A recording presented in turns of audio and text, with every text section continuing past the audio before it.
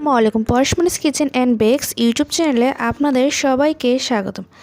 আজকে আমি নিয়ে এসেছি চিকেন তান্দুরি। তাহলে ফিরছি ইন্ট্রোর পর।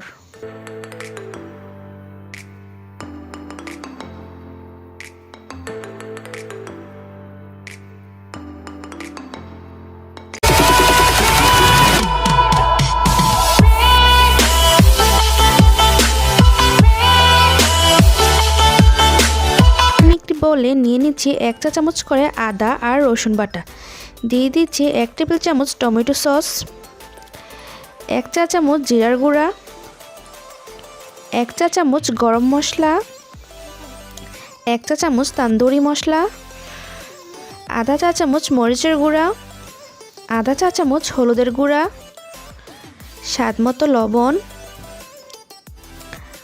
আর দিয়ে দিচ্ছি 1 টেবিল চামচের মতন সরিষার তেল। এখন মশলা সবগুলোকে ভালো করে মিশিয়ে নেব।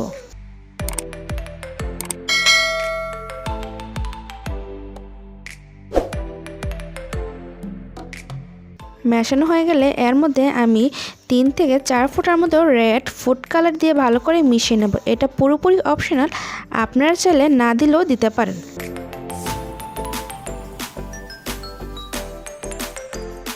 এখন আমি এর মধ্যে চিকেন লেগ পিসগুলো দিয়ে দেব।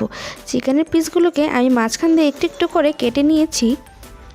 এখন মশলার সাথে আমি এই চিকেন লেগ পিসগুলোকে ভালো করে ম্যারিনেট করে নেব।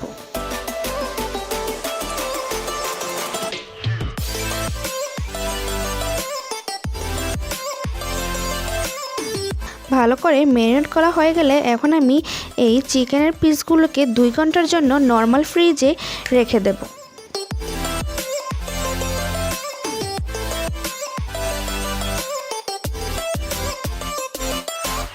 2 ঘন্টা পর আমি এই চিকেন তান্দুরিগুলোকে ভালো করে ভেজে নেব। তাই চুলার মধ্যে ফ্রাই প্যান বসিয়ে আমি হালকা করে সয়াবিন তেল নিয়েছি এবং চিকেন লেগ পিসগুলোকে দিয়ে দিয়েছি। দিয়ে আমি চুলার আঁচটা মিডিয়াম টু লো হিটে রেখে এই চিকেন তান্দুরিগুলোকে ভালো করে এ পাশ আর ও পাশ লাল লাল করে ভেজে নেব।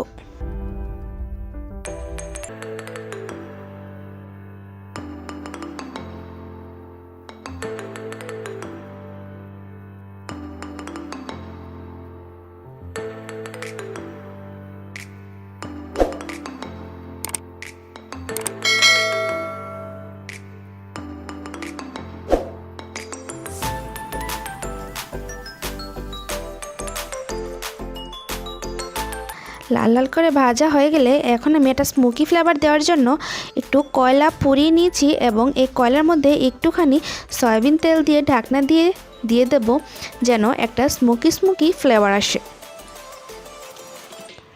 কিছুক্ষণ পর ঢাকনা তুলেই তৈরি আমাদের চিকেন তান্দুরি। আপনারা চাইলে এই চিকেন তান্দুরির সাথে রুটি, পরোটা বা নান যে কোনো সাথেই পরিবেশন করতে পারুন। তো আমার এই ভিডিওটা ভালো লাগলে প্লিজ লাইক, কমেন্ট এবং শেয়ার করতে ভুলবেন না।